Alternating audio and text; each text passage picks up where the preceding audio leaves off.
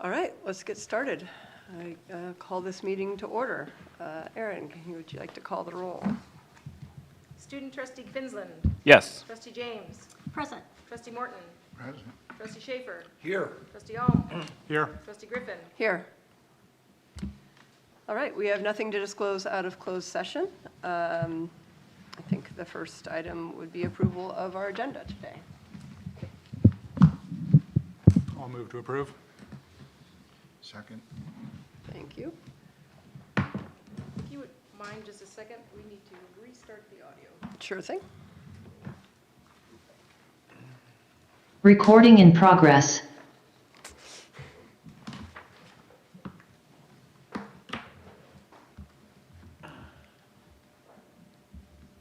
We're all set. Student Trustee Quinlan. Here. Trustee James. Present. Trustee Morton. Here. Trustee Schaefer. Here. Trustee Ohm. Here. Trustee Griffin.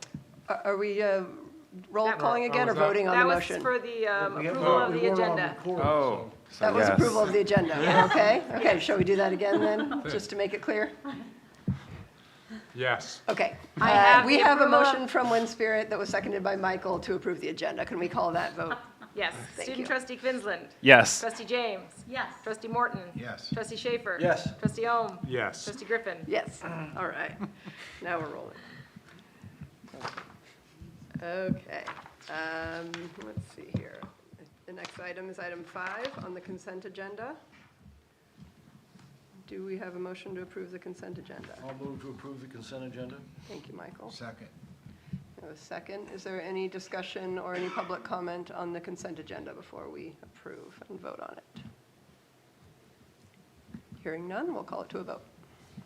Student Trustee Quinlan. Yes. Trustee James. Yes. Trustee Morton. Yes. Trustee Schaefer. Yes. Trustee Ohm. Yes. Trustee Griffin. Yes.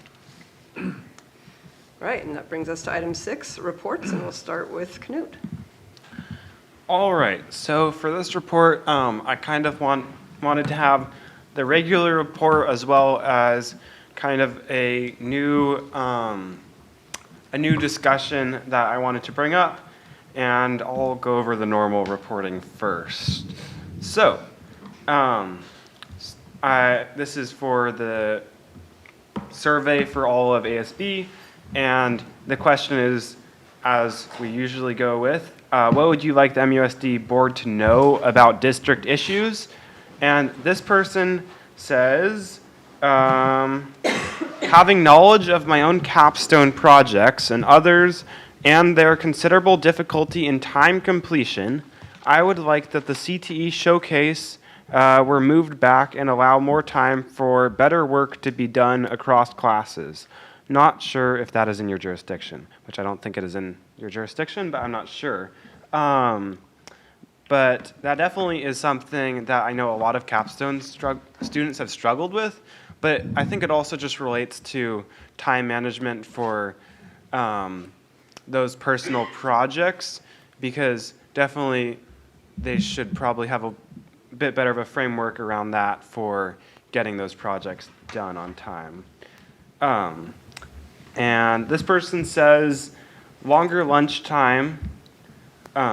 This person says, we want better tennis courts. All right, so that basically concludes that question. And then, since we had prom in the past month, I wanted to cover that as a question. And so I have, what was your favorite moment from prom? This person says, taking pictures with all my friends. And that was definitely a lot of fun. That part of prom was great because there was a photo booth, and we had our teacher, Eric Rain, there taking pictures as well as just general pictures around prom, because personally I think the setup was pretty good this year. So that was good. And then we also had a poker table. So people were making a bunch of fake bets and betting the night away.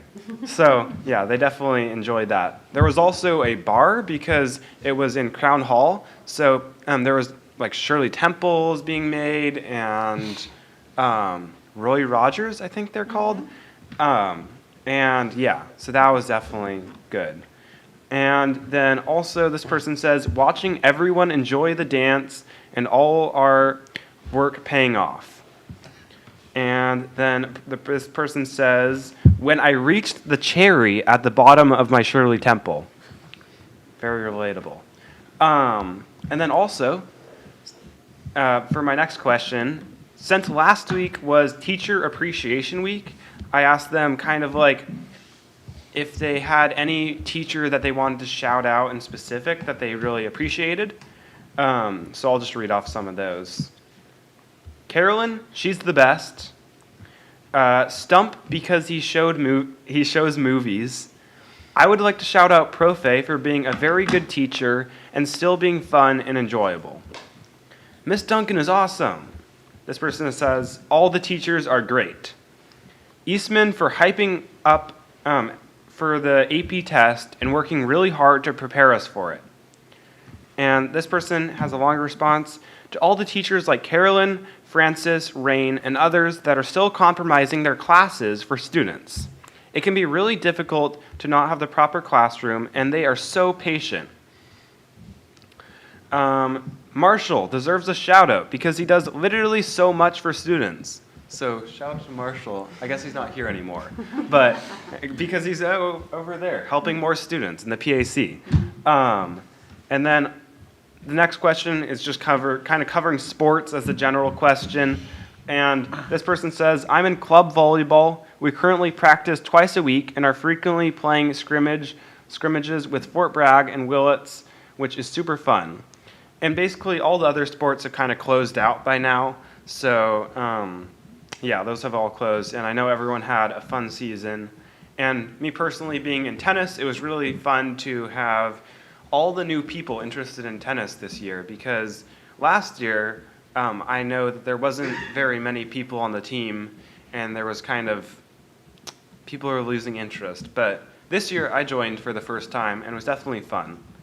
And then for all the people in ASB that responded to this survey, 100% of them attended prom. And that basically covers my general point here, my general questions. But I also wanted to cover something for phase 3 of construction, which I think would be better for me to address in our phase 3 discussion, talking about the tennis courts. I guess that concludes this portion of my discussion. Great, Yeah. thank you, Knut, appreciate it. On to admin, and that is Tobin this month.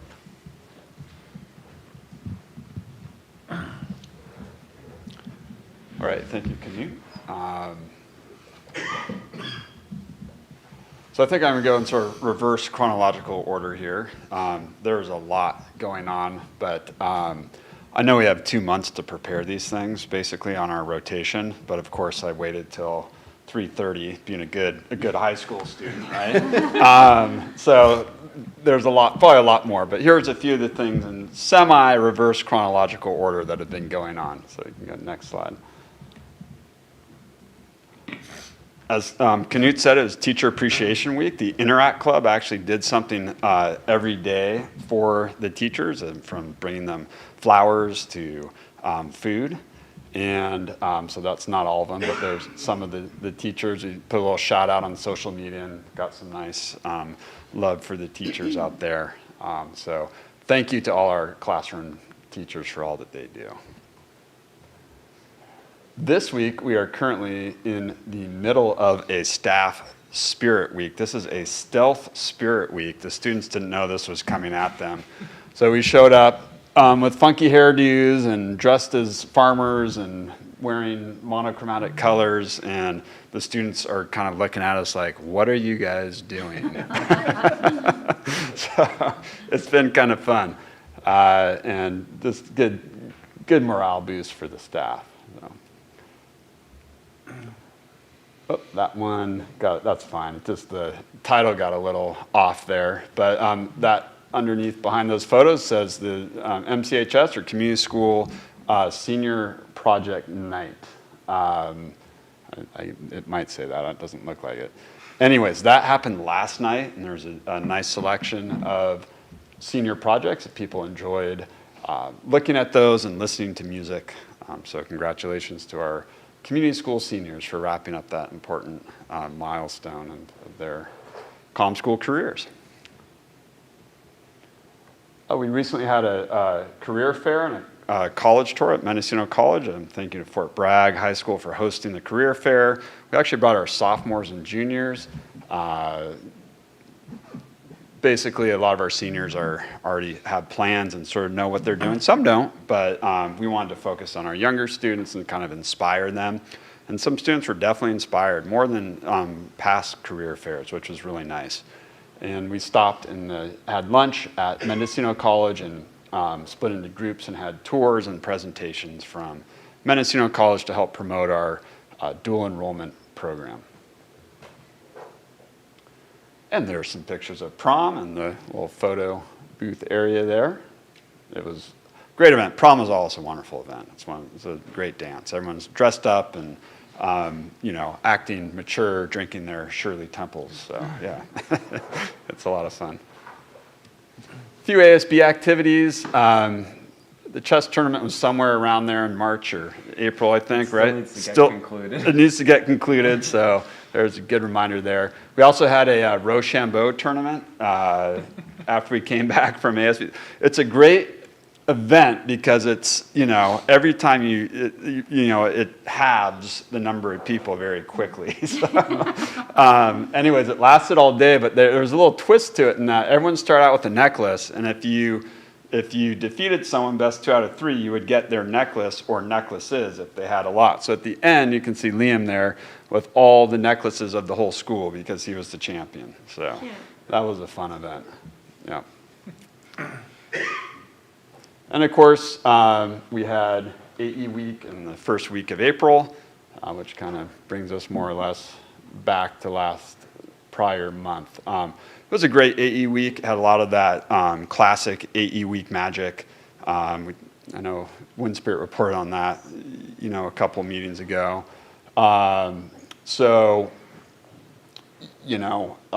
The first responders that you see in the lower corner there had something like 23 students. We're hoping to turn that into an actual pathway for our students. We're working on that.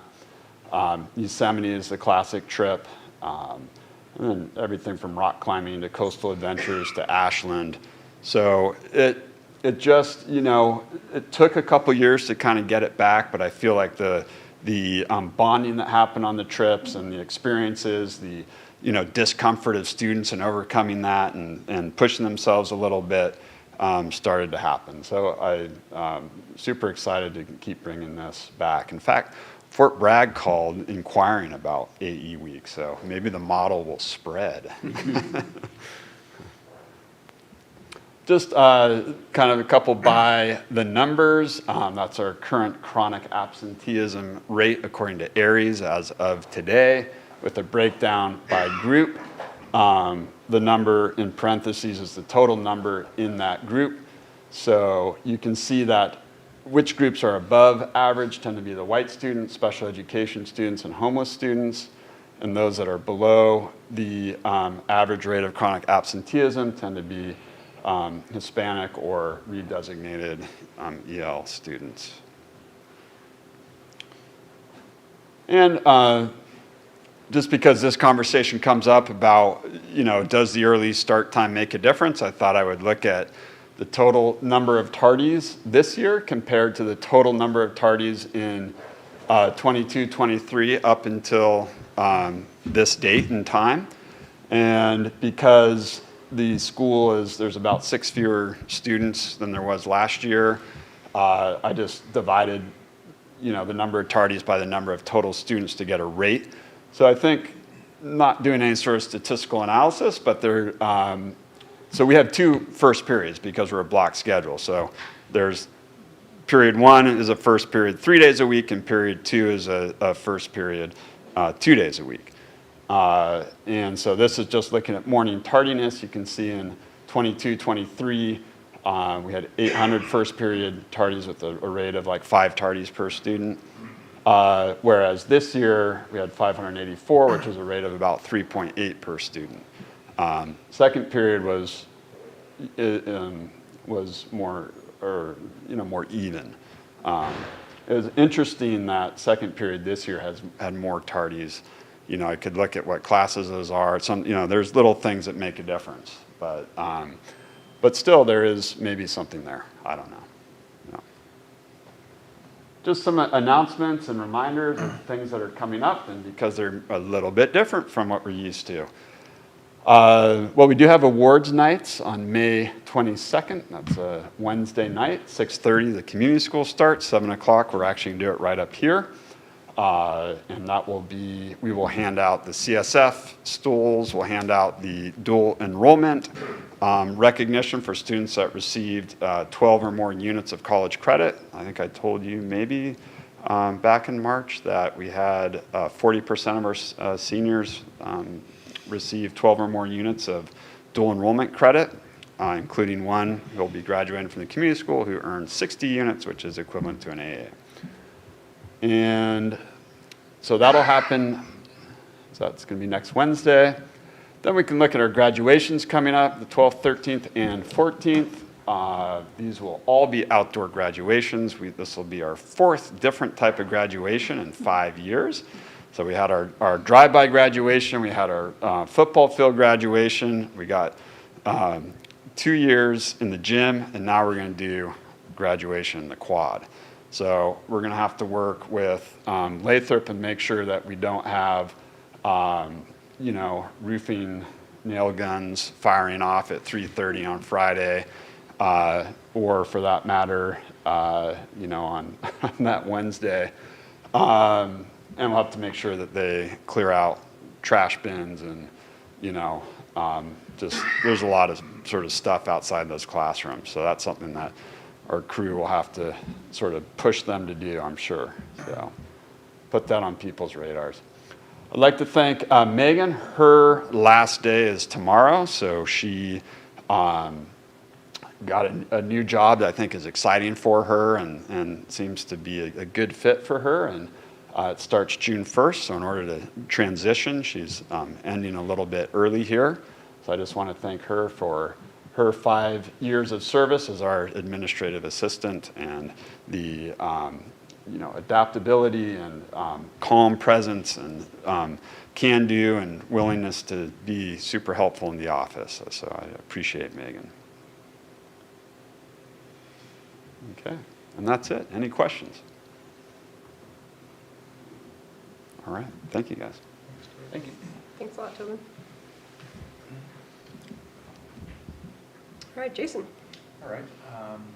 First of all, I did an in-depth investigation on the milk expiration dates. Have you seen any improvement? Have you heard anything? I have been tasting them, and they have improved. All right, well, so there's 2 things going on, according to Diane, that we are not the only school district to be having issues with Clover. So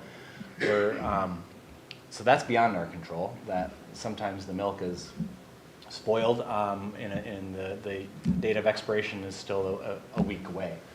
The other one, though, is that there have been instances where we have served milk that's beyond the date. And so I've just asked that we double down on our efforts to pull back any milk that, you know, let's control what we can control, right? So I'd like you to keep me informed if you hear anything or anything. But so hopefully we see an improvement in that area. I attended the Mendocino Town Hall meeting where Ted Williams did a TED Talk to our town, and boy, it was quite depressing.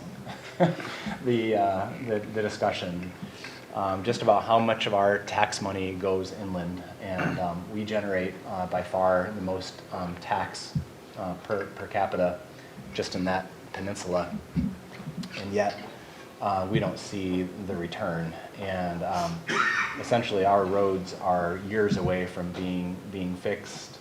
The lack of assessments is improving, but you know, they were well behind that for many years. That they did a study in the county of Mendocino that it would take about $778 million to connect all to give all residents high-speed internet, and we were given $57 million. So there's just we're being ignored a lot in the county, but also we have our issues in the county, and then in this town, it's just that we generate a lot that we don't see the return on. And then there's a big concern in the actual town here about the sewer system and how that will need to be overhauled in the near future, let's just say. And if that fails, then we're all in trouble for a while because there's no money to do that, and it's going to have to be funded through our citizens here in the community. So those are some of my takeaways. Gave me an idea, though, that I would like to do something similar based on the school district. I think that was a good idea. The Rotary Club put that on, and it was an opportunity for people to ask questions. And I think that'd be a good idea to do in the fall. And so I approached the president and said that I would like to do that sometime next year. Just kind of not just to the Rotary Club, but have a community meeting, and let's just talk about our school district to our community. So see if I can pull that off. We did receive our second electric bus, so now we have two, however one is in the shop. We're having an issue with the battery, and we're fighting over the warranty, and so we think we're going to prevail, but kind of frustrating with our first bus. But our second bus is on the road. It's been inspected. The switch gear for the charging infrastructure is coming in July. So hopefully we will have that whole system set up, and then we will continue to get buses as they become available here. We're on line for 3 more.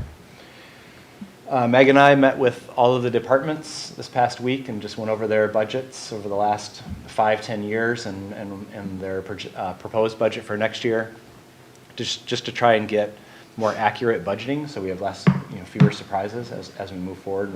We're budgeting better for technology needs and athletic needs, so we're hoping that we have more accurate budgeting. And then I'm sending out 1 email a week for the next few weeks, informing staff, and I'll include the board about plans for next year. So including the maintenance plan, the special ed plan, the mental health counseling plan, and technology, and transportation. So people have an idea of what to expect after our budget cuts and staffing changes. So that is all I have for tonight. Thank you. Any questions for Jason? All right, moving on to bargaining units. Do we have a representative from the Mendocino Teachers Association here? Looks like Diana is on.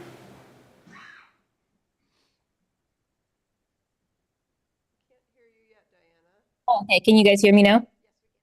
Okay, hi. All right. So I have a couple things to share out as we're wrapping up the year.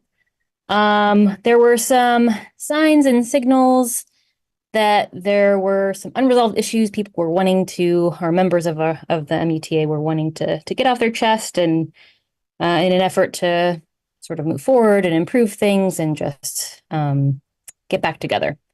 And we identified that an area we need to work on, both internally and with the district, is just improving communication, to share things when they come up instead of sort of waiting for them to bubble over or to continue to have issues with things that are frustrating. So we've identified that, and we're going to work on improving the communication. Definitely appreciate the open communication we've had so far about the adjustments to budget and the positions, and we just want to continue that moving forward with plans for next year. Another thing that came out of that was questions around grants and partnerships and special programs that we hear about, and our district doesn't qualify for everything. We also can't do everything, but there are some sort of unresolved questions about what role do or should we have in seeking those things out, bringing them to the district. There's a question of like, how do I even do that? I'm already doing 100 things. How am I going to apply for grants or, spend time on these things? So that's something that we'll be continuing to think about and moving forward. The next step for us, definitely people are feeling like their arms are full and overflowing with things. And with the cuts, sort of starting to think about How are we going to adjust for those things? For example, EL. We've had really great support with EL this past couple of years with the special COVID funding. That's going away. So it's sort of a question of what am I going to do less of, or what do I need to put down so I can pick that piece back up again? So those are the things that teachers will be thinking about moving forward. I know the school year ends in June, but mentally it doesn't end. We're going to be continuing to think about those things and figuring out for ourselves what we can do in our classrooms to compensate for all that stuff. So that's where we're at. Any questions? Doesn't look like it. Thank you, Diana. Appreciate it. Do we have a representative from CMUS on tonight? Nope. Okay. Moving on to board trustee reports. Why don't we start at that end with Lisa? Yeah, I've been busy this week helping to set up for the Elk Community Rummage Sale, the 35th annual, which is this weekend, the 18th and 19th from 10 until 4, so everyone should come by. There'll be some great stuff and goodies to eat, etc. That's about all I have. Nothing from me. I wanted to make a couple comments about the transition of the listserv, which happened, I guess, a week and a half ago, 2 weeks ago. And as a skeptic who was not at all sure that this would work, I've been very pleased with the result. My filters have not been filled with people I was avoiding, so that shows that they're not posting. I think that I haven't seen any, I've seen one or two comments reflecting that they feel they're being censored, but that was the point going in. The abusive language was going to be eliminated. I think it's more dramatic to see on the discussion listserv because I think the posts have dropped maybe by 90 or 100%, 90 to 100%. We're just getting a couple posts a day on the discussion listserv. The announced listserv, today, there were probably 15, 20 posts, and they were all, appropriate. So I think it's been a success. Glad to hear that. That's all? Yeah. Thanks, I appreciate you. Just hear that. I don't have anything else. I don't have anything to report today either, so thanks. All right, let's go to the 5:30 parent community comment item. Do we have anyone in the community who would like to comment on any item that's not on tonight's agenda?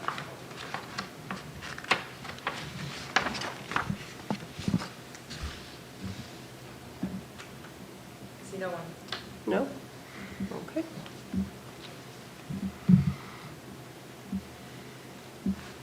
Let's move on to item 8.1. Dawn, that's you.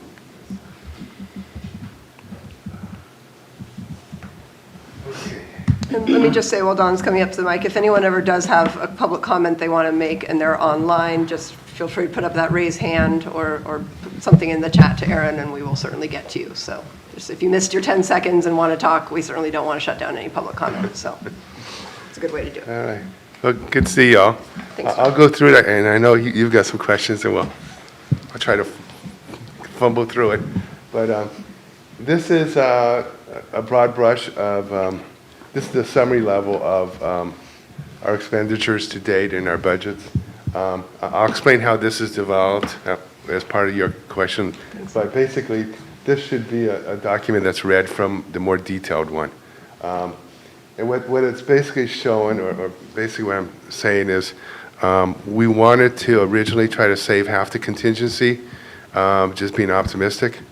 At this point, we really expended all the contingency already, and probably a tad more.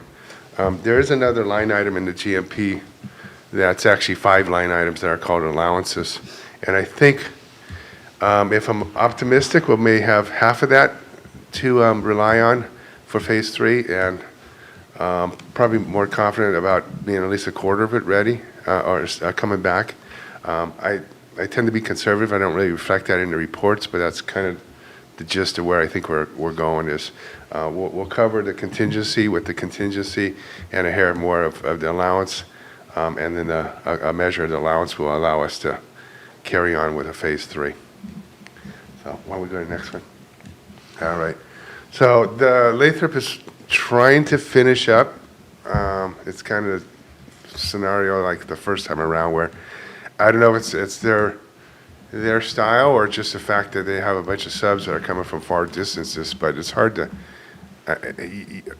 it'd be nice to see more men working faster and more, just more of a concerted effort, but one of the constraints is just the fact that the subs are coming from so far away. Some of them stay here, some of them travel. It's reflective of how fast things are moving. It's progressing, but they're not at any neck break speed here, you know, unfortunately. And it's happened on other projects too, but this was pretty well exacerbated by the remoteness of this project. They haven't given me an updated schedule since January, other than just verbal discussions and what their prognosis is, and Tobin and I are taking it with a grain of salt, is they hope that, or they plan to give us the tech building back the first week of June, and the gymnasium the third week in June. But you know, we added the roofing, which added six more weeks of roofing, 3, but which were in the original schedule, and 3. That's why the gym is going to carry on to the third week of June, is because we added the add to re-roof the shingles. And then we also have in August the generator is supposed to be delivered, so they're always going to be here to January. I mean to August. They're claiming they'll be out of here by June. It remains to be seen. I think some of them will be straggling on to August with the other stuff, but they're holding to their claim that the tech center first week of June and the gymnasium the third week of June. Does that mean that they'll have a punch list 2 weeks before that, or 2 weeks at the point that you're... Yeah, that's where I see the cracks in the logic, because we don't. They're anxious us to break down the modulars so we could haul them off, because they got work underneath the bathroom modulars to do, but we can't move out of there until they give us a place to move in. So they want to do like the punch the first week of June, at least for the gym. I forgot where it was. But basically, he wanted us to try to get the modulars out of there by the 17th, and I don't see that happening, because they need to give us space to move into, because we don't have any place to move into. So that dance is just starting, that discussion right now. But I think maybe it was the last week in May they wanted to do the punch, the first week of June, you know, turn over to tech, and then by the third week, the gym. We'll go along with them on that, but I'm not holding my breath too hard on that one. So, let's see. This is their January schedule, and I just tracking where they are. I pretty much just told you where they are. The project pushed to the third week of June because the added roof work, as well as their lack of getting some things done in the gym. The facilities committee walked the site a week ago or so. I think all of us did, yeah. Yeah. Oh, that's right. Yeah. Anyway, you can see at what state it is. It does move fast at times and then slows down, but you can see there's a long ways to go. I think after yesterday's meeting, I think Eddie's the superintendent. I think he's starting to get some help from their main office to lean in on some of these subs to get in here and get done, because they're holding us up, you know. For example, they wanted to finish the drywall. Well, the inspector saying, well, I'm not comfortable with that because I need to inspect stuff above there. And frankly, he's too big and old to be climbing up in the attic. He's got to look at it before they put the sheetrock in, but that's just my opinion. Anyway, so, you know, there's that little push and shove. It's like, yeah, you think you're ready, but you're not ready, you know. So they're leaning in on their subs as of yesterday a little bit more. We'll see if that transpires in any faster movement. So, but we're getting there. Okay. That's probably the next schedule one. Okay. Yeah, the real add is we added that it was shingle roofing to the scope, which justifies some of the push, but not really all of it. Or gives them some wiggle room, I should say. Okay, next one. Okay, this document is actually produced by, or I summarize it from Lathrop's documents. This is the list of all the change events, things that we've added or circumstances out there. Most of them you see are approved, some are opened, and one of them is a contingency item. If you go to the next one, I think I have a summary, or next one. Yeah. So right now, we're at like 694 for the contingency and 34,000. Let's call it 35,000 for the allowance. That 35,000 isn't realistic. There's some other things coming. I mean, one thing I'm waiting on is they're gonna power wash the stucco. If you go to the back side of the gym, the north side, you can see the corners are all rusty and blowing out and stuff. Well, part of the allowance is to address some of that, and until they power wash and we see how much is left on the wall and how much we need to put back, that's going to affect at least that allowance item, and that's why I'm hesitant to pin a number to it until we see that one. Other allowances have been expanded partially, and other allowances we probably won't expand it. It's going to cover some of that contingency. So, oh, there we are. Okay. So let me, I got your thing and I read it a little bit, and let me explain a little bit of hierarchy, so maybe you could study it a little bit while I work through my foibles on some of these equations. So the thing that I would study, and not as an excuse, but I only had Monday to prepare this for a number of circumstances. I pushed it out, and I'd like to blame the head cold, but I got that after I hit the send button. I was on to another board meeting, and I got a head cold. It's just, at any rate, if you want to really study any numbers, the back sheet, the detailed one, is the numbers that are inputted. And then these numbers here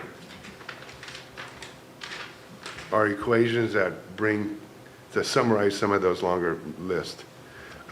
Obviously, I think some of the links got corrupted, and I need to go sit back and look at, okay, what got corrupted. But kind of as a cheat sheet, you'll see, like design and planning, there's a little purple in the background.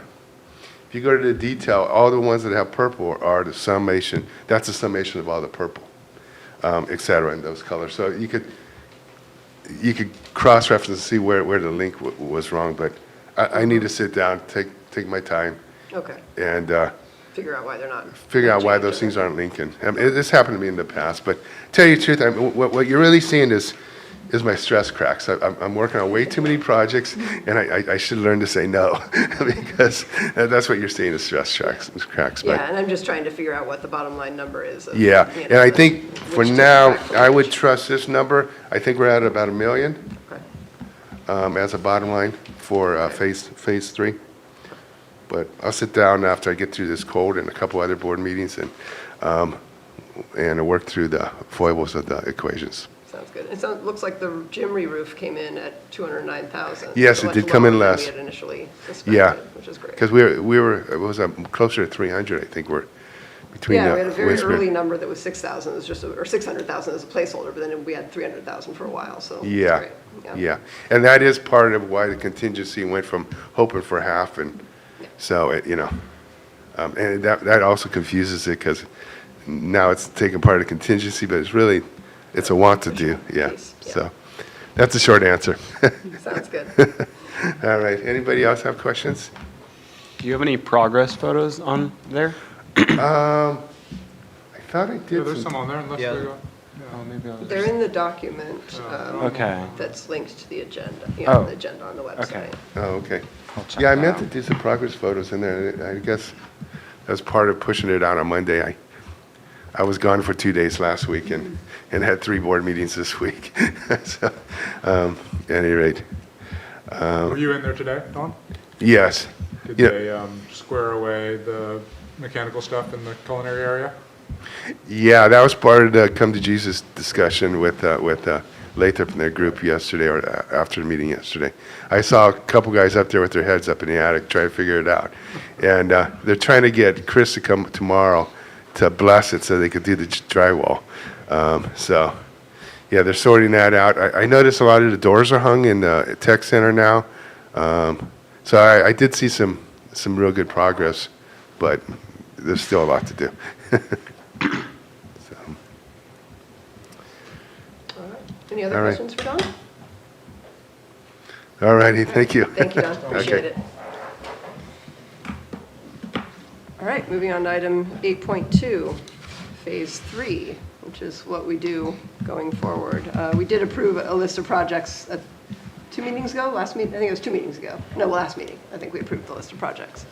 And we've been working on trying to either hire a contractor who will do a lot of those small projects and oversee them as a district employee, and or hire contractors, outside contractors who would take on some of these projects on a project-by-project basis, or put them out for bids and get bids for particular projects. So we're sort of working on both of those at the same time, seeing which we can get lined up soonest and in the most cost-effective way.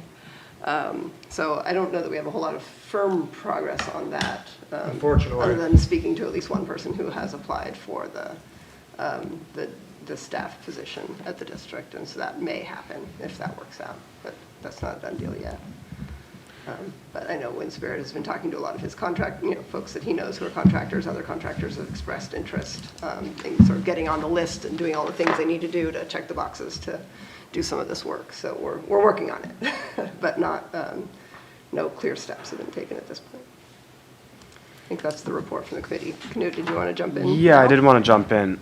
So, I was wondering if the list that we have, because are we gonna approve it this meeting? Because I was wondering if the list is shiftable at all, because I was following up with students on like elements that they would want as part of the phase 3 of construction. And a lot of people would be interested in actually having the tennis court and kind of like the basketball area down there renovated as part of the phase 3 of construction. And do you think you could pull up the statistics, please? I'll just, I guess, describe the ones that you pull up as we go. So,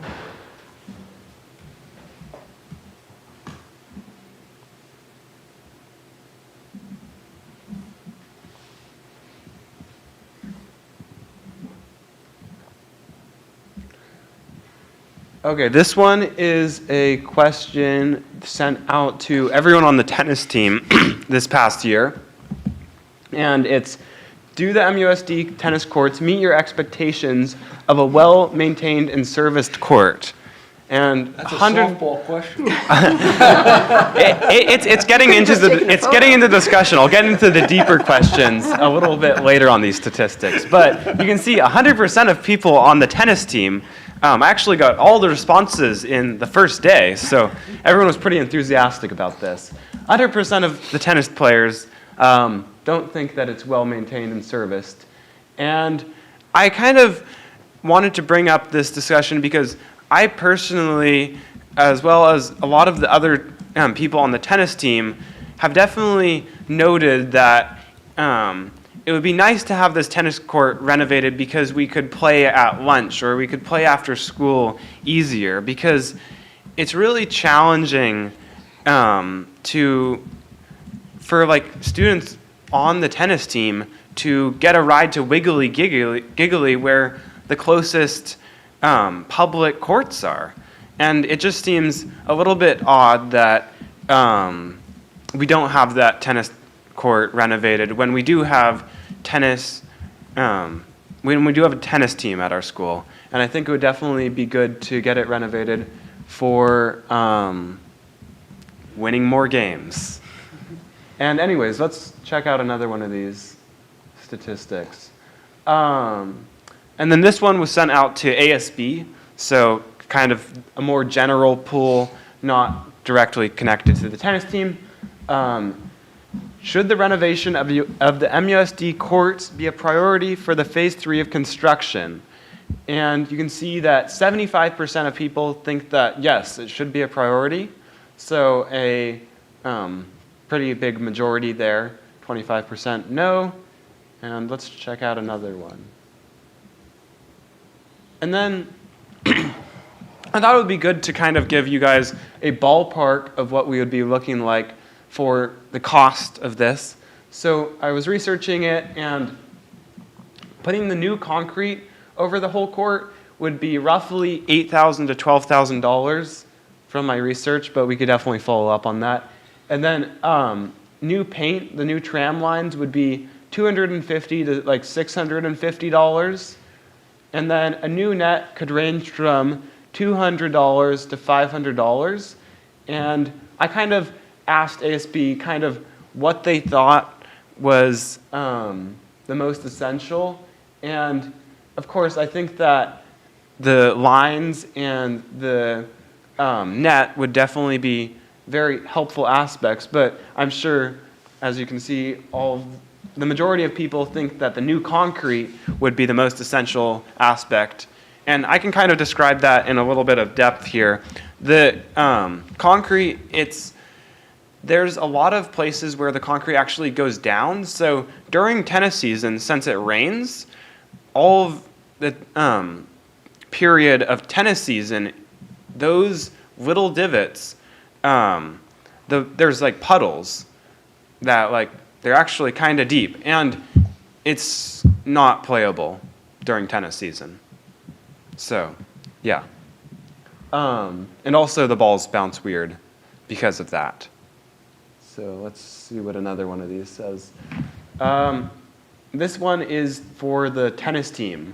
Have you experienced large puddles on this court while playing in spring tennis season? And you can see 85% of these students that are on the tennis team have experienced these large puddles, and 14.3% of people have not played on the court this season. All right, one more. And lastly, this is to the tennis team again. Would you use this court if we revamped it with all new pavement lines and a new net? And the whole tennis team says yes, they would use it. So there's definitely a grand interest in this venture. How many students are on the team? Well, it was kind of like, there was like 7 that were like very determined, but we had like 3 more that were kind of, they would show up for some practices and some stuff. Yeah. I think I know about, we use Little River Inn's courts for our league games, right? Yeah, for our league games. Do we get any practice time there? We do get practice time there in the season, but this is kind of just like a side note on like having more time and like more availability for students outside of the regular practice hours. No, I don't see any problem with your analysis. I mean, I don't think the situation's any different than it was 10 years ago or 20 years ago. So it's not that it's deteriorated recently. I mean, my daughter was on the tennis team, well, it's got to be at least 10 years ago, since she was in high school. And that was the only time I've ever played on that court, and it was just the way you describe it. You play this time of year or earlier, you never have a dry court. Mm-hmm. Yeah. Is there just one court? Yeah.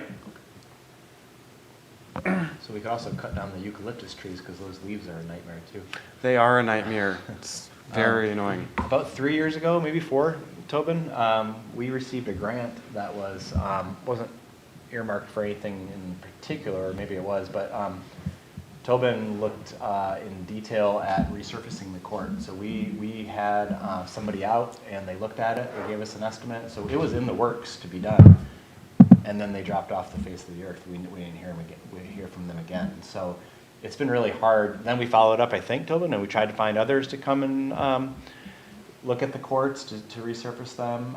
But we had a really hard time finding people in this area or even outside of this area to come in and do the work for us. So that was a big roadblock. But it would be wonderful to have a great tennis court. There's only Fort Bragg, Yeah. on the entire coast that I can think of has a public court. I don't know what they have in Point Arena, but I think it'd be great. And But I just don't know if we have people to do the work. Does that sound about right, Tobin, right? Is that what we did? Yeah, I mean, there's, so that is not originally a tennis court. It's originally the concrete pad for a temporary gym when they were building the gym. So the tennis court came later. Someone just stuck a tennis court there. So that's why it's uneven concrete to start with. The issues are that there is moisture that wicks up through the concrete. So if you were to just resurface that, I mean, if you were to take all that concrete out and pour more concrete, that would be a huge project. That would probably go beyond that 12 grand pretty quickly. So former tennis coach Dan Dixon was, over COVID, the community took that over. I had spent the first year back chasing townspeople away, saying we have PE classes coming out here, you can't play pickleball there. So, it is a lot of people would like to see that court happen in the community. Muse should have some money set aside from a private donation for that area. They haven't ever announced that to me, but the donor told me it's there and sitting there. And the grant, that $25,000 grant, that's what funds now the CTE enrichment grants. But so there is a big push in the community. Like, we could probably find people that would actually help fund it as well. But Dan Dixon had another idea, which I guess is what Wiggly Giggly is. It's not. It's actually paved, apparently. So it's not concrete and it's not a tennis court surface. Yeah. Have you played that? It's really nice. Yeah, I like it a lot. So, But it's definitely a struggle to drive all the way to Fort Bragg. so that's another way to solve that problem is to, put asphalt over that. And there are local people that could do that. So that's what was looked at. The guy that came out and looked at it said that you can do a more expensive, moisture barrier thing, or you didn't seem at all concerned about the 1-inch offset of the concrete. He felt like that could all get somehow kind of evened out. But that was during COVID, and they weren't, as Jason said, they weren't interested in the work. So they were unreachable. Maybe they went out, they didn't follow out. But you said that there would be an option available for pavement, because I think that would be good. Yeah, it's definitely a possibility, and I think one thing is to find out how much is in use for that, and maybe get an estimate for the pavement, and maybe there's enough in use to fund that. So Okay. that would be a good thing for us to Who do I contact for that? why don't you come see me and we'll Okay. contact someone together. Good. Thanks. Yeah, and to answer your initial question, we have approved a series of projects that are within the money we think we have available for Phase 3. It looks like there will be more money, so I think, adding this to the list isn't a bad idea. Now, how we do that and, whether there are other things to add to the list as well, that's something for us to think through as a board. But in my mind, it makes sense to add this to the list. I agree, it's something that is in desperate need of renovation and that is used. It would be nice to have a couple of nice basketball hoops there as well and have it be multi-sport usage. I know that people do play basketball out there, and it's not a great basketball surface either. And also, if there just already is a grant, then if we just combine some of the funds from the Phase 3 and the grant that's already available, then it wouldn't be very unreasonable for us to add this. The company that disappeared, did we get a number from them or no? Never got a number. I was working for a local business owner a couple years ago with some tennis courts, and I, on their behalf, had reached out to some people out of the area. The traditional tennis court stuff is really expensive. I think the asphalt route is going to prove to be far more economical. This outfit was somewhere in the Bay Area. Fort Bragg, I think, was going to be hiring them. This was 2 summers ago, and they were trying to coordinate, oh, maybe we'll do you at the same time. I don't know if Fort Bragg Unified ever, this was Fort Bragg Unified, not Fort Bragg City. But they were tentatively coming to do some work for them. I don't know if they ever did. But it would be, I think you would be looking at, I don't know, 40, 50,000 to have a tennis court person come do their thing to it. And being that it's on concrete, they'd probably say, yeah, we'll do it, but first you gotta get the concrete out of here. So I think asphalt, on the other hand, could go right over the top of concrete. Yeah. So I think that makes a lot of sense. Is there a big cushioning difference in terms of? I don't know, I'm not a tennis player, I really don't. Yeah. I would imagine the tennis court stuff is a little more forgiving, but maybe not. Not really, no. No? The ball behaves a little differently, maybe. It I'd trashes imagine the ball would probably behave a little bit differently, but I think The asphalt is better than nothing. Sure, yeah. So, Yeah, did the tennis courts at Bainbridge Park, did they get resurfaced as part of the Wiggly Giggly, or is it a new surface, or do you know?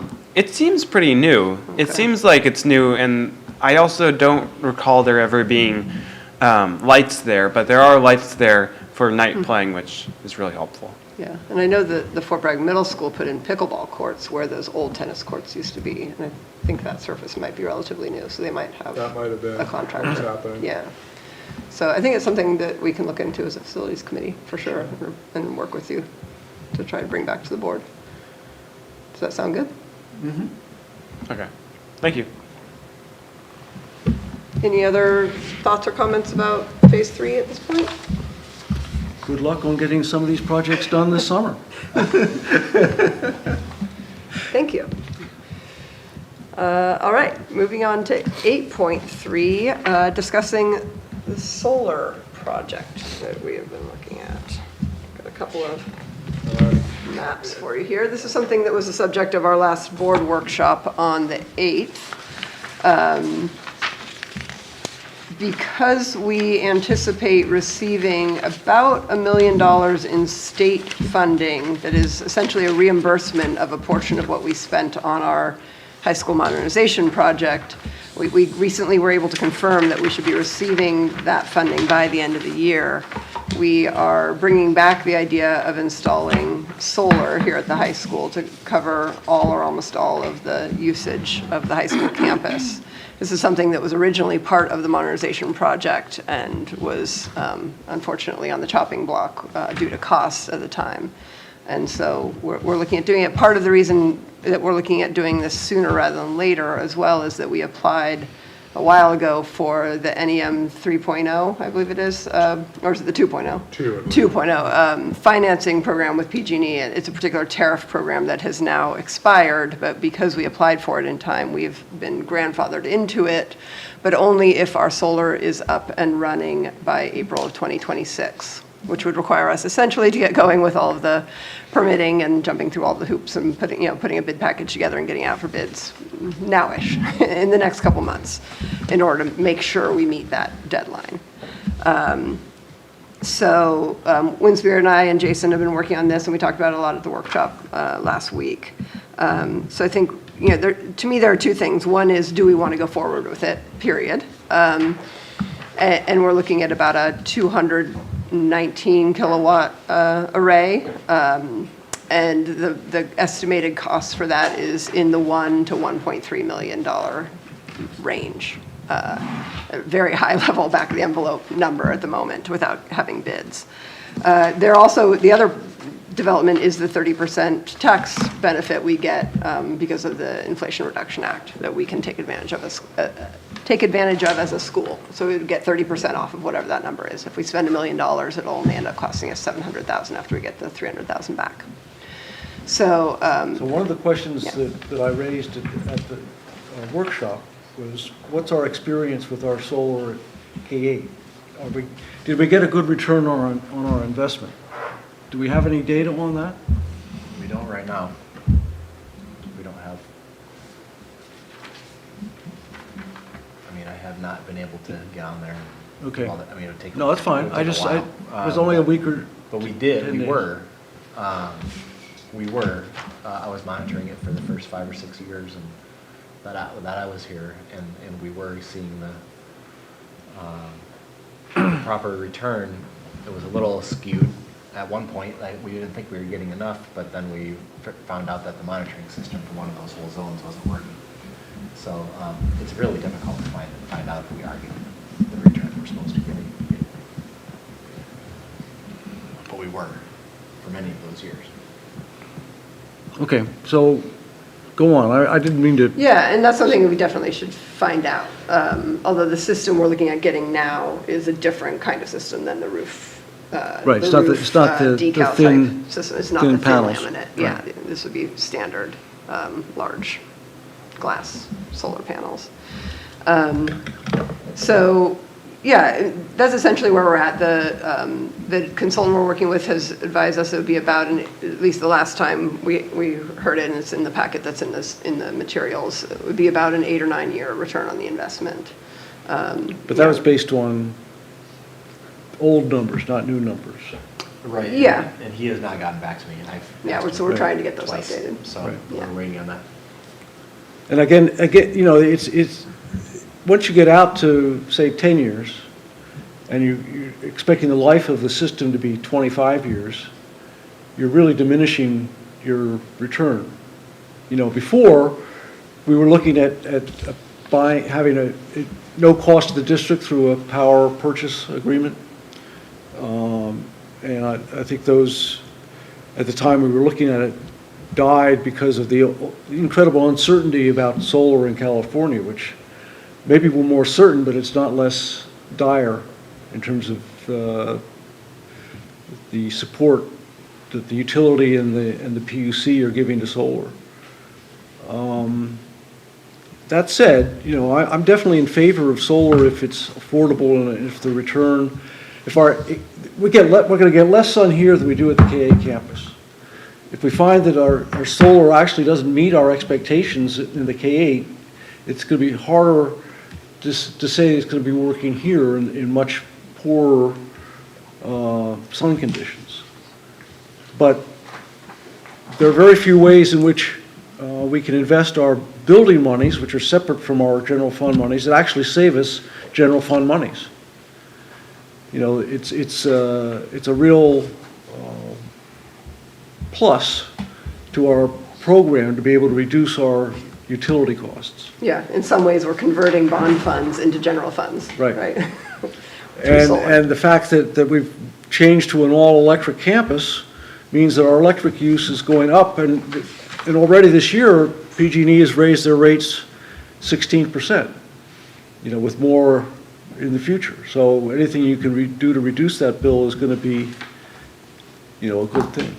But I don't want to just say, yes, go ahead without any caveats, because I think we do need more data, but let's go ahead and proceed and get the data and get the... Well, Sage Engineering was not part of the K8 project, were they? No. And the analysis that they provided for us, my understanding, the three of us were on the board, was all based on QKA's proposed equipment. And as far as I know, nothing changed for this building or that building as far as the equipment that's being used. Well, I mean, one of the things in the original proposal was, and one of the selling points was, it was going to eliminate the need for a backup generator, which we ended up getting. It only would ever eliminate the need for a backup generator if we did a large battery bank. Yeah, but that was been the original. That was part of it. Right. But it was always a standalone component, I would say. From what I understood, we could or could not do the battery. But the battery was less expensive than the generator. So it was the likelihood, if we had gone ahead with the solar, we would have gone ahead with the battery. Okay, I don't recall that portion. And then the other piece that we discussed at the meeting is we can continue to do as much analysis as we want. We have a pretty narrow amount of panels we can install to maintain the permit we have locked in. And we have to hit that 215 plus or minus a certain number. Right. So it's not like we can, let's reanalyze this entire thing and see if we want to do 115. No, I understand that. Okay. I guess, to my way of thinking, we're not committing ourselves until we actually sign an agreement with somebody. Sure, true. So, I mean, I don't know what the cost to prepare the RFP is, and go ahead on that basis and get bids in on what that cost will be, make Looking for your notes. make determinations about whether we're going to use the citing that's been through the county process, or whether we have to amend our Right. citing Right. and go back to the county on that process. Yeah, it'll probably be around 60 to 80K to get to the point where we can get bids. And That's that was mostly to just- Sage, or now it's his new business. They were bought out, ZNE or something. Is that what it is? NV5. NV5. So, I mean, because that seems high to me, 60, 80,000 to get to the RFP stage. I mean, I'm just trying to say, we're not reanalyzing our, the amount of solar we're using. That part we're just taking as a given. There might be some change of siting, but the siting that's been done is fairly rudimentary anyway. I'd really like to see why it would cost that much before I said, Yeah, and we can That go makes back to sense. them and ask what that's made of. That was their ballparks when we pushed them in the first call we had with them. Yeah. That's a combination of mostly Tom's time and a little bit of Mark Quattrochi's time.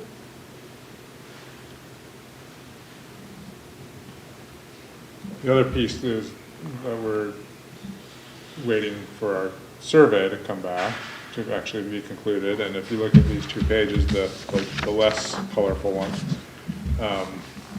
that's SHN's best attempt to represent the property lines to the satellite image. And they put this together so we could have this tonight.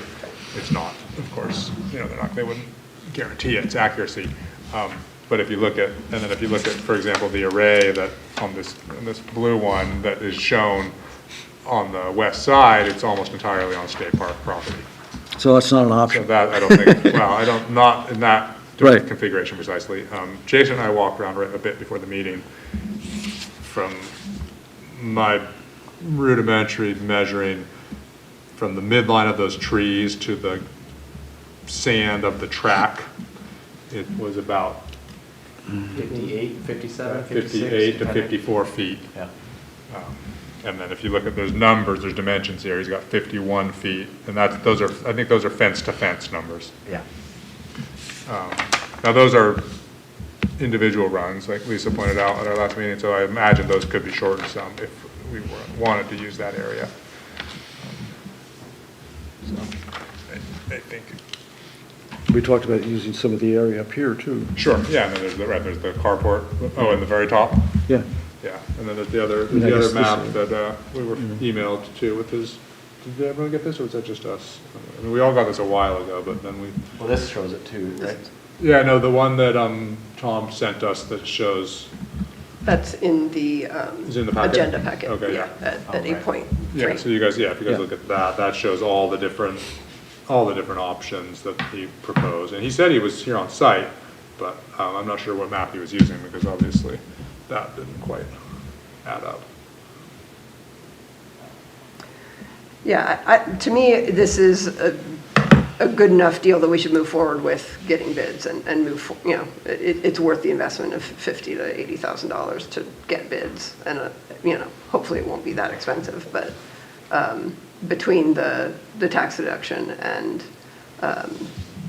the fact that we have some money coming back from the state, it makes sense to me to decrease our utility costs over the next, because the 25 years, while it's the life of the system calculated for investment purposes, it doesn't mean it stops working on year 25. No. It's warranted for that long. Hopefully it'll last longer than that at some level, and of course we can always repair One of the and things replace that I want to be especially careful of in this environment is protection against salt.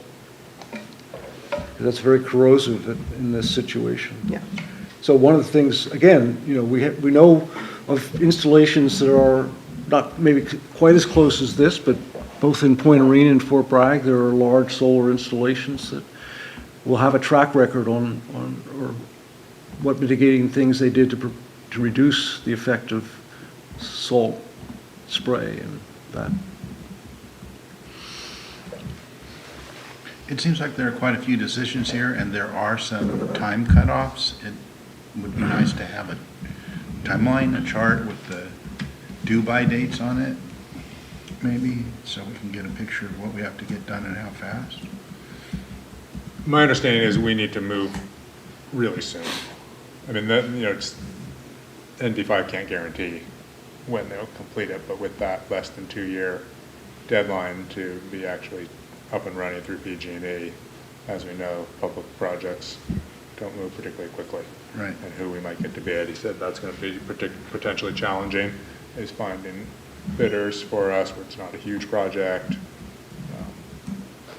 So I think, I mean, he didn't say, he didn't give us a date, but I think he said ASAP was what I picked up from him. Yeah. Is this something local solar companies could be involved in, or is it too big a He project? said maybe. He suggested that As some far as local folks bidding, might bid on it. potentially. He just said he wasn't sure if any of them would have the capacity to do it. Yeah, I kind of doubt it. But he did say that his suggestion was would be to bid it as a design build, in that the final decision of the brand of panel, and the precise configuration of the electronics, et cetera, be left up to the bidders, and then just the specifications of the entire system would be what we would propose. Right. You wouldn't specify the maker of the panels, the maker of the inverters. Unlike, I mean, with this work, much of that already is, but that made sense. Yeah. I think what you're pointing out is in terms of the materials, that makes sense to specify that it needs to be, basically it's aluminum or stainless. I think it's pretty much how it has to go. I think a lot of those panels are powder coated aluminum, so then everything else would have to be stainless. Yeah, they did mention that for the next 6 months, there'd be pretty low costs. It'd be small bills to Tom and Mark just to get us going, and, DSA approval and some of that stuff. So there's sort of, I think, that jumping off point as well, potentially. Right. I mean, well, we don't have to get the GSA approval before we go out to bid. I don't think so, although they mentioned that as one of the things that they wanted to get going in the works. No, that's correct. It has to be approved before we can build. Right. And if there's any major changes, then it could have to be rebid. Right. But if the documents stay true, then Right. it can be fine. Right. Yeah. So in terms of making a decision about the siting, is that something you're going to do and bring back to us, or? I think we should discuss that now. I think, and even Emily and I have some different opinions. We've talked more. She's, I think, revising her opinion Yeah, a little. I think we're interested in your thoughts and feedback, and then we can sort of think about it a little bit more, maybe bring it back at the next one. But I think it'd be nice to at least agree today that we're going to move forward with Tom and Mark to start putting this together more and get a real proposal of what the return on investment will look like at the size we're talking about, at today's rates and all of that, and start moving in the direction of getting this done. Right. And so what do you think just that part will cost? 5,000, 10,000? I mean, they said pretty small bits, so yeah, maybe 20, just to be safe. I don't really feel like did he break it down for us No. in time frame? I don't feel like he did. I'm of the opinion that it's the right thing to do. It would be nice to see a breakdown of his costs. I don't think there's another consultant that we're going to go out and that's going to do it for less. That at this, if it was open-ended in terms of our grid tie connection time frame, then maybe we could do that. I think. And he's also already got a lot of this work in the bank, exactly. the measurements and photos. We've already paid him to do a bit of it. I feel like it's up to us to agree on where we want to put them. Do you think it's wise to get Tom to come out here and get some ground truth? He said he's already been here. He did? We talked about that at the board workshop. We asked him that, and he actually did come out, and he did all these Okay, measurements so and photos he himself. knows all these situations. It does, although he did make this map for us. Yeah, so, So, and like I mentioned, the survey, the SHN, we just gave them the go-ahead, there was a little miscommunication, they were waiting for the final And so they're busy, but they said, I think maybe within a couple weeks, they would get to the, maybe not the recording of the county, but the placing of stakes. And that would be enough for us to then be able to confirm spots. I think it'd be helpful for us to come up with a tentative list tonight, or priority, or some kind of agreement on where we would like to see these. That's my opinion.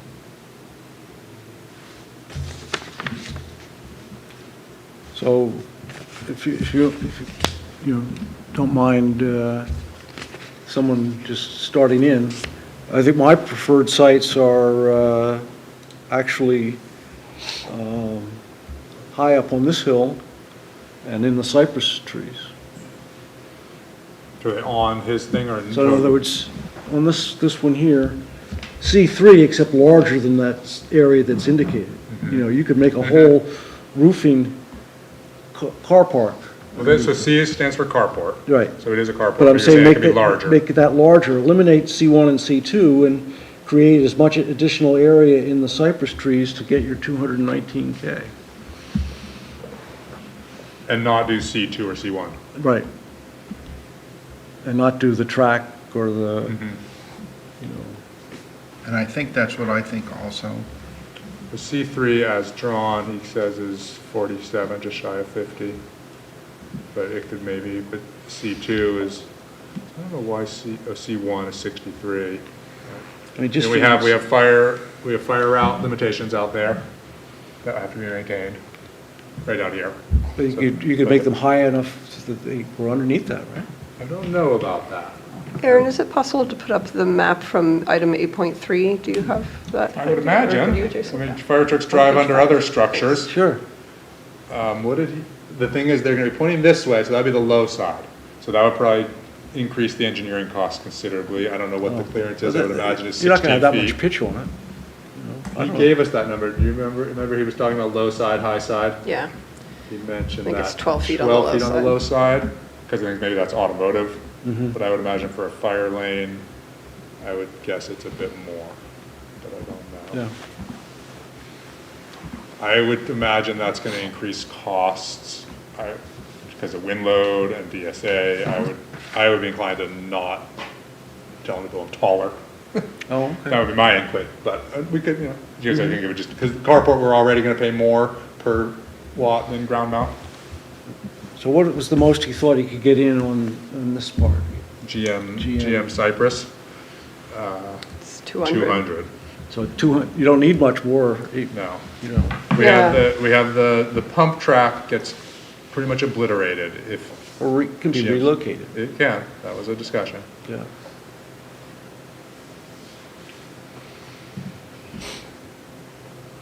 I mean, I think that to me, the view corridor from the gym to the ocean is the reason why I'm not in support of C1 and C2.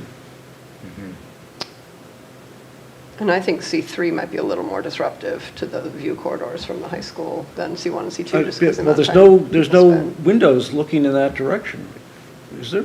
Well, there's windows in this room that you can look. Oh, the wall from there. Yeah, okay, that's a point. Yeah. But if you look at the angle of that, I'm not sure how much you would lose some of it, but Well, because of these trees. Then make it this way, you know? I was in the ground mount track, was my first choice because I see those as some cypress trees that are just getting bigger and are going to be more costly to remove and are taken and already have gobbled up a lot of the ocean view that we all are so proud of. But I'm not sure if we have enough space. Possibly that could be shrank a little in width. And we'd have to probably bring the eastern fence of it all the way up to the It would track, have to be essentially. right up, yeah, I think it Yeah. would have to be right up close to the track Yeah. if that area were to be used.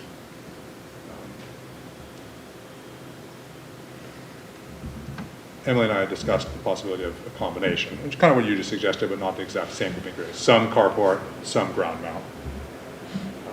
He didn't break down the GM track. I don't know. I'd be curious to know how much the north line is of that 200, is it ground mount track, 225? If that's 75 maybe, if it's somewhere in that realm, or if it's less. Yeah, I don't know.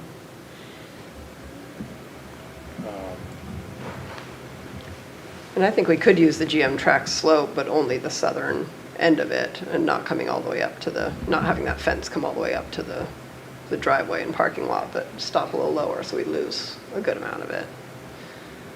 Probably only get maybe a third of that as opposed to that full 113. So we can maybe get 50 kilowatts on the GM track slope if we focus it down slope and on the southern end, so it's not interrupting the soccer field viewage. Right, that's what he said, because that one is pointing, that one's pointing more west, right? That was one of the things he said, so it loses some efficiency, but what he said is when you do your solar interconnect, you automatically put on a time of use.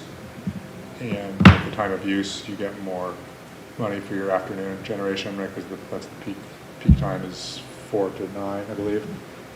So having later in the afternoon gain is worth a little more than morning or midday. I mean, under the grandfathered part, how much are we paid at that point? I don't know, it's We're paid the prevailing cost is with PG&Es, that's what I'm asking. it's whatever the NEEM 2.0 lock-in was. I don't know exactly what it is. I think it's 1-to-1 on your kilowatts, and then there's just a small monthly tariff. I'm pretty sure that's how it goes. And then that's the NEEM 3. They just hammered it because you lose the banking, basically. Right. That's what they pulled, and they increased the monthly tariff. But they're adding that to, I don't know, that was just residential. They're throwing that out at all of us, anyways.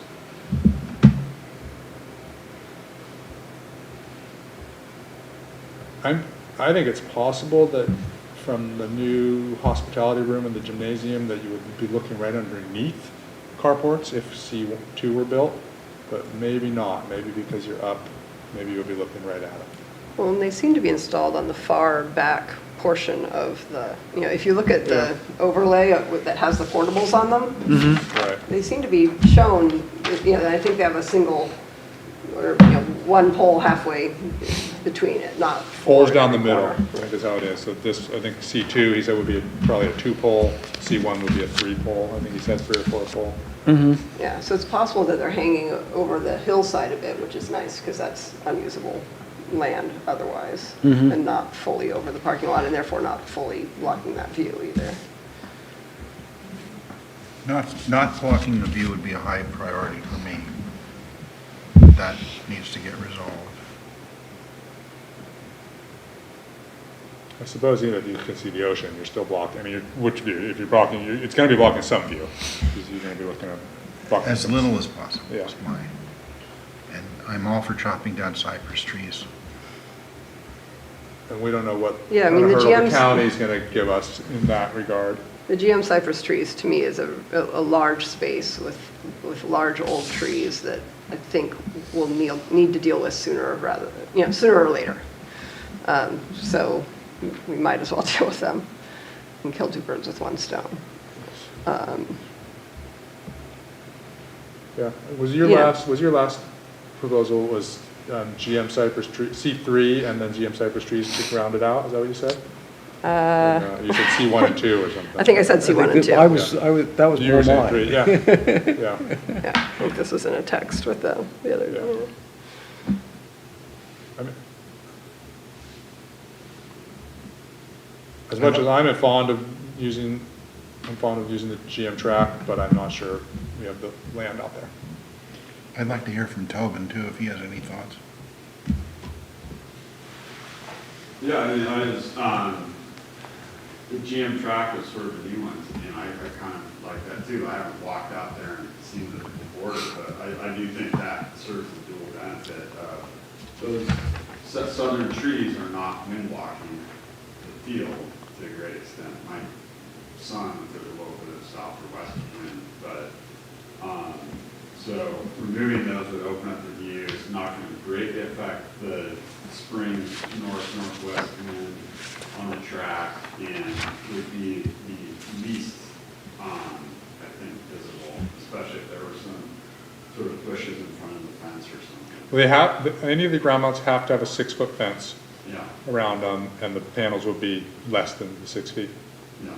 So, So, I mean, that, to me, that is, you know, but some soccer balls will end up in there. You have to figure that out. Yep. You know, get the coach combo or something, but, you know, I like that one. I also feel that I don't like C3. I'd have to go in the, hospitality area to see if C1 and C2 are, I can't quite picture it. But I also feel like you could go, again, up against the hillside underneath C3 and get plenty of solar exposure. It's just a question of kind of people being able to be like above it, you know, measuring the height of that. But those would not block any view. I do think there's enough. When we walked around last week, did we look at C4? I think we pretty No. much said that was a no-go. Yeah. Because of all It's a the no-go? because of all the big trees. I think Tom said the connection too would be an issue. Right, I mentioned that because it would have, I asked him about that because that, it would, right here on the far side of that wall is where all the electrical gear is. So it's gonna, the trenching has to make it either there or right down the hill. Yeah, it's So kind of. getting from there C4 to is pretty there far is gonna away. get fairly complicated and Okay. expensive. And there's buildings and trees. Yeah, when we talked to Tom just the other day, he said he thought it was a bad idea.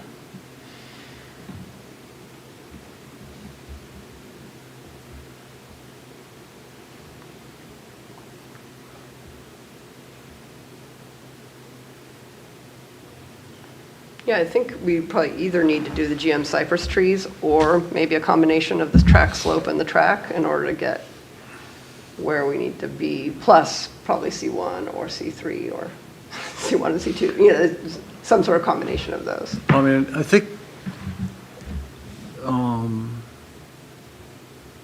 don't all those options have fairly large potentials? You know, you said that the cypress tree between the two fields was, It's rated at 200. 201, 200. yeah. and what's the northern, the northern spot north of the track? Well, he didn't not break broken that out. down. He's got the entire L Okay. at 225.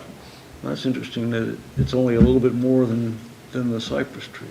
I guess because Yeah, because there's other, they're all single and instead of double. It's Yeah. narrower. yeah. Could we you- expand that cypress tree to go all the way up to the 219 or whatever the number is? We could potentially by cutting into the west side of the lacrosse field a little bit. Or the baseball field, because, right? Maybe if Yeah, you- just- If you go to the baseball field, you could potentially save the pump track too. Yeah, I mean, he could, possibly that whole array could just become rectangular and shift slightly east, Yeah. and rather than being sort of the wedge that it is. Tobin, you've mentioned below C3 a couple of times. There may be a restriction on how close those carports can be to a nearby hill. I don't know, but I think that I'm not, could be yeah, a that would concern. worry me. But I also think that the slope on behind C2, you know, again, like that, if you took half of those cypress, the south half of those cypress trees, they're doing less to block the wind, you know. But you could just push that south, that array south, the GM cypress trees. Even though there's a slope there, I don't think it's shaded. We asked Tom about that. I think it's because the panels are facing south, the slope is dropping north. He said It's self-shaded. yeah, that's what he said. That's why it stopped there. Now, maybe it could be adjusted slightly, but he did specify that that was the reason it didn't go any further south.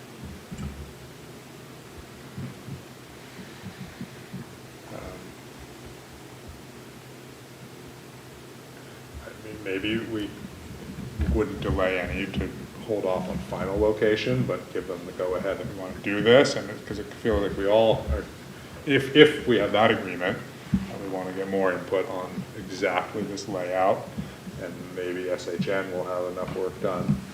But And it may also depend whether we need to go back and get, get a permit again, depending on how much we change it as well, which I don't think we have an answer on yet, right? So right. that would be good to know. I think that in terms of county permitting, having like first choice, second choice was always a good way to go with those bodies. This is what we'd really like, but if you don't want that, all right, we'll take this. Mhm. So I think that's a good idea to keep in mind. So, well, this is my first choice, this is my second choice. Strategizing. Erin, is there anyone online who has a hand up or wants to comment on this? Or anyone else present? I would just say that removing the pump track, considering that's a whole project that's going on right now to create it, is might be a little insensitive. I agree. We talked about that. Yeah. We might have to at least financially incentivize if we chose to do that, which, yeah, it's not my first choice to take that, because I know they put a lot of time into rebuilding it after it already got destroyed once. Yeah, I mean, we could do a smaller array at the GM cypress trees that avoids the pump track, and then a smaller array on the track slope, plus C1 and C2 would probably be about where we need to be. And what's wrong with just moving GM cypress trees towards C2? That slope Slopes up to doesn't work C2, because and that's the north. panels would shade each other, Oh, even with the trees gone, because of the slope facing north. That's what Tom said on the phone. Although if you didn't have panels at C1 and C2, the shading might be less. That's true. Yeah, that we didn't actually get him to specify if it was strictly the slope or if it was the combination of the carport being nearby. Right. But yeah, I would have thought he would have just drawn it that way, since ground mount is cheaper than carport. But we also will need a pathway between the two fields. Right. To Right. keep, and so we'll need that somewhere, which would mean fences, which means a gap in the solar panels too. Mhm. And so then it might not be worth doing another small bunch at some point. Right. Although you'd still end up with two, even if you split that into 3 areas, you'd have, each one of those would be larger than C1 or C2. Yeah, I mean, if you split the Yeah. ground mount cypress, yes. And have it just fill up where the actual trees are right now, essentially. Yeah. Yeah, that may work.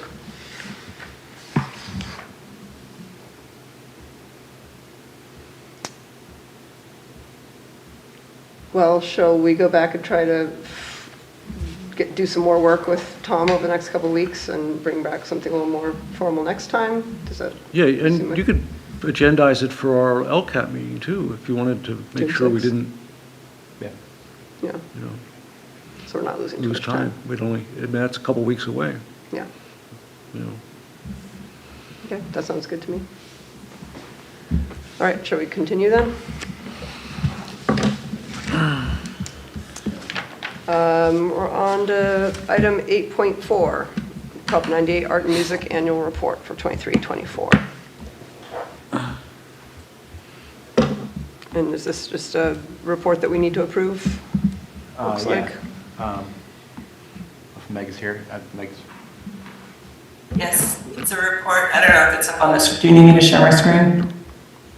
I don't know if we need to see it. So it's the annual report that needs to be approved, describing how we've spent the art and music in schools funding. Here, I'll share my screen.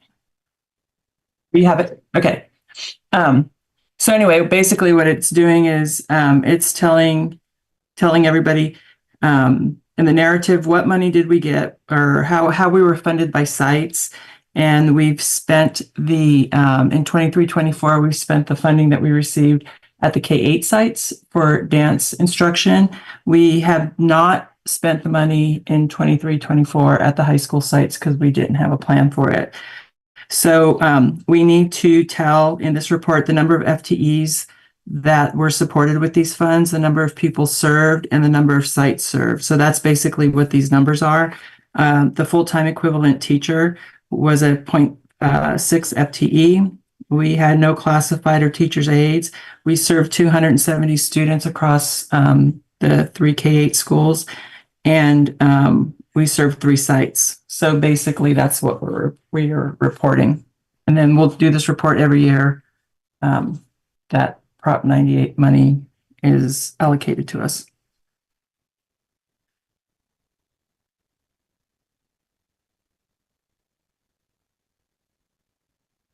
And that's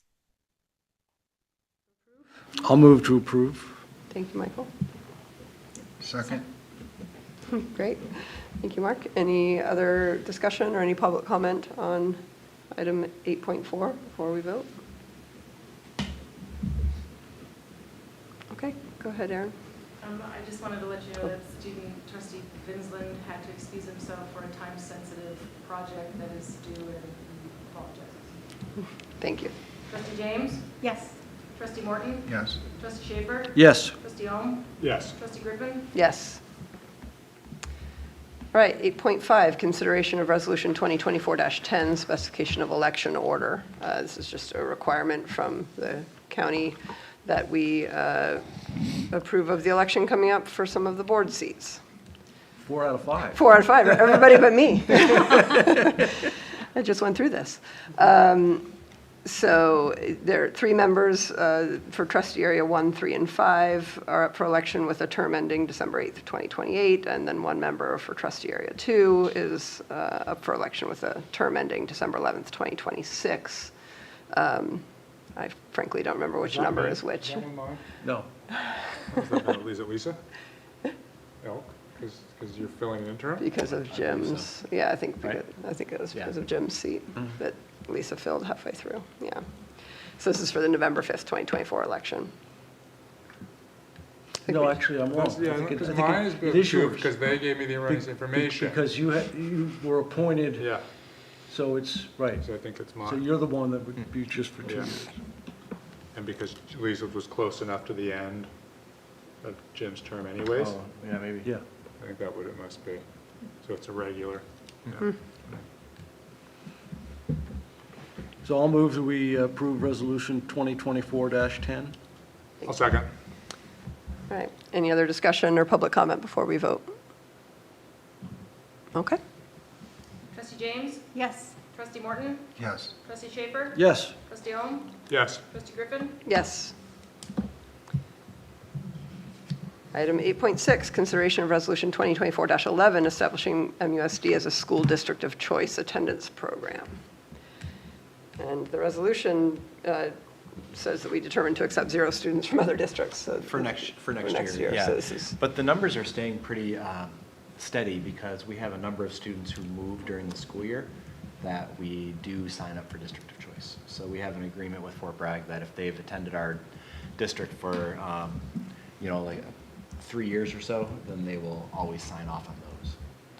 But we are not accepting new transfers at this time. Have we heard anything about the proposed legislation and, I it's haven't going to heard expand the payment for district of choice? Back up to 70%? Right. Yeah, I haven't heard anything recently.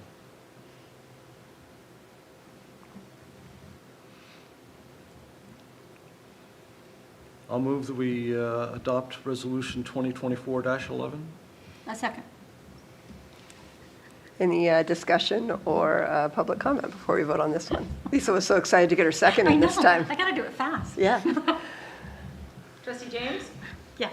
Trustee Morton? Yes. Trustee Schaefer? Yes. Trustee Ohm? Yes. Trustee Griffin? Yes. Item 8.7, consideration of resolution 2024-12, intention to levy and collect assessments with the Maintenance Assessment District for fiscal year 2024-25.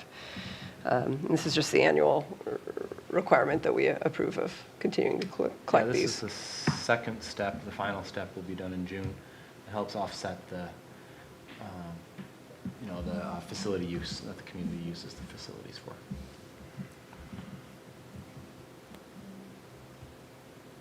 Do you want to make the motion, Lisa? No. Okay, I'll make the motion. I move that we adopt resolution 2024-11. That's 12. 12, yeah. 12, right? Yes. I'll second. Any discussion or public comment before we vote? All right, thank you. Trustee James? Yes. Trustee Morton? Yes. Trustee Schaefer? Yes. Trustee Ohm? Yes. Trustee Griffin? Yes. Item 8.8, consideration of resolution 2024-13, State Water Resource Control Board Water System Improvement Grant. And this appears to be a portion of getting the funds that we need for the water project, Yeah, is that there's right? a revised funding agreement, so we need to pass a new authorizing resolution. So have we gotten the revised agreement? Or was this just in No, it's anticipation an of you anticipation. signing the We're agreement? not going to get it until, I think, June. the end of, well, yeah, Oh. July 3rd, yeah, Yeah. beginning of July, hopefully.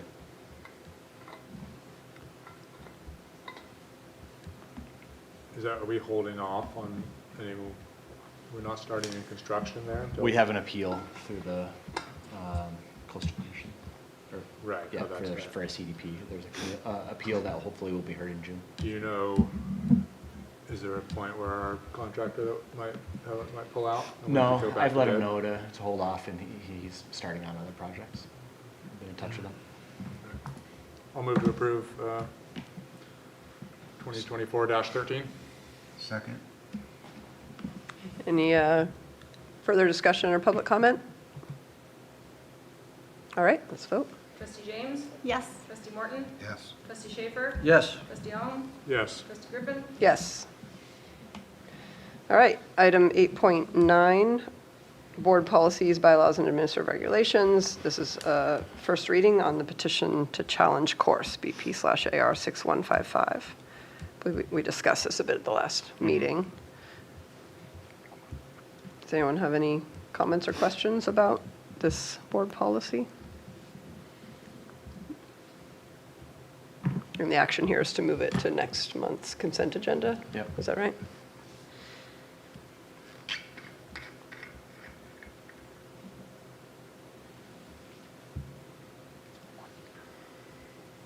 We need this is an action item. Yeah. I'll Yes. Move to approve this as a first read. BPAR, is it 615, is that correct? 6155, yeah. Do we have a second? Second. Any public comment or discussion on this item before we vote? Okay, Trustee James? Yes. Trustee Morton? Yes. Trustee Schaefer? Yes. Trustee Alm? Yes. Trustee Griffin? yes. Item 8.10, which is BPAR 1330, use of school facilities. And this is information only. This is related to community relations. So this one's related to how we allow community groups to use our facilities and whether we charge fees for Yeah, doing so. we don't have a policy currently, so this is a new policy. And if you've looked at it, there's 3 options on fees. And I would recommend option 3, which is what we are currently doing. And even though we don't have a policy, that's what our forms say. So we would not charge if use for school-related organizations or those that directly relate to or benefit district schools. I'd change that to district students, but I would like to continue doing that. And then all other groups we would charge as we always have.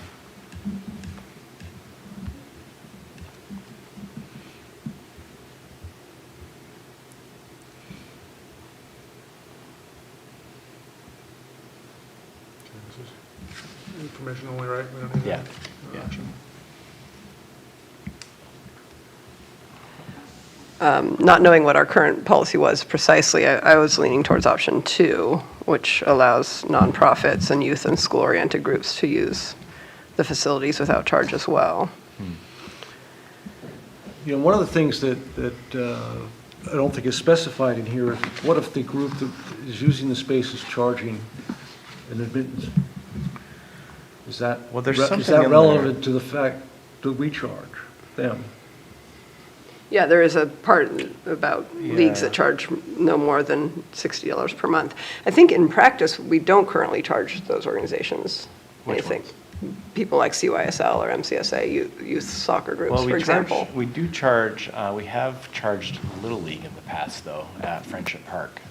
Yeah, and I know MCSA has paid for restroom cleaning for Right. tournaments, but not Yeah. just for practice or a single game. Yeah, so maybe we haven't been extremely consistent there.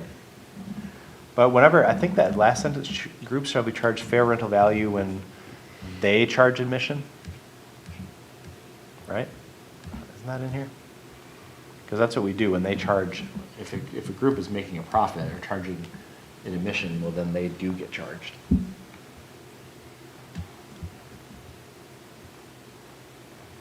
But not if it's for the direct benefit of the students. So there's a lot of different uses with a lot of different interpretations here. I don't think it's very fun to decide what the fee will be. Maybe for the first reading, I will bring the form and the table that we use. That will be more informative for you. And maybe, you know, a history of what times we do charge now Yeah. and how much we charge. Okay. Yeah, I think option 2 might be a little bit closer to what we currently do in practice. I could be wrong, but just in my experience, I'm not I paying a mean, whole lot. we certainly include things like, you know, the orchestra rehearsals and the writers' conference. Do we? I know they pay, yes. Yes. But, I'm not sure that, when the Redwood Chamber Orchestra was rehearsing, did they charge, or we just let them use the space? I will find out. Yeah, I think 2 is good too.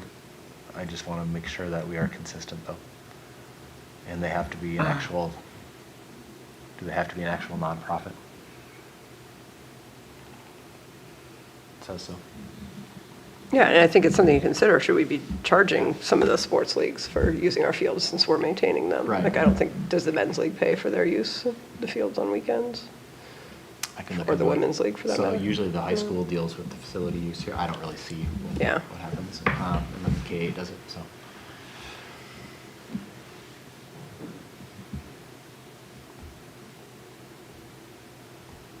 It's tricky. I think it's a balance between having our facilities be community facilities, It is. but also not be out a lot of money for, you know, paying for other groups to use. You know, essentially, we're doing the maintenance and operations for other groups to use them. So we need to find the. And landowners are paying. Yeah, and that's Taxes. partially what that parcel tax is for too.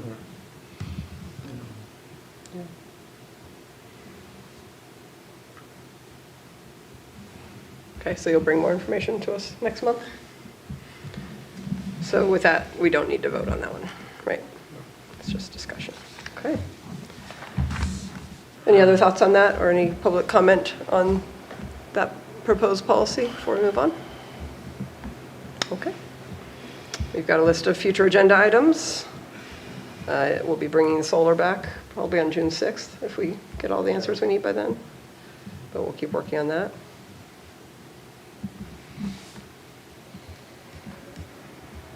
All right. With that, I think we are adjourned. Next meeting is June 11th. Just to note, There's the June 6th LCAP before so the that. June 11th is a Tuesday. Tuesday, June 11th. And the LCAP June meeting is 6th June and then, 6th June before that. 6th is Thursday. And the regular meeting's the 11th, Forget legislation, you have to pass by a certain before date. graduation. June 6th.